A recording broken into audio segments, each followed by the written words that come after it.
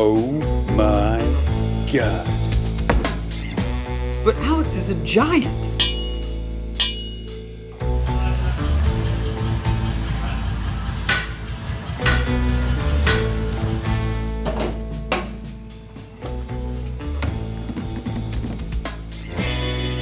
Right.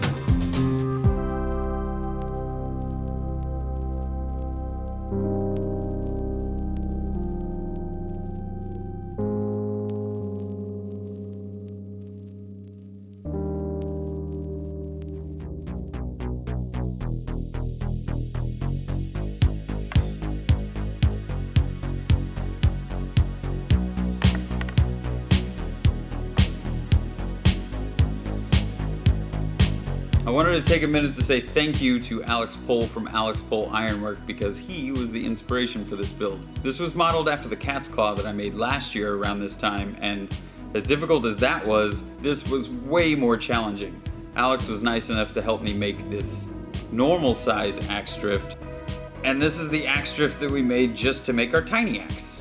Between these two, this was insanely challenging, and I ruined the first two pieces of mild steel I attempted to do this on, and then the first piece of knife steel that I used, I completely butchered.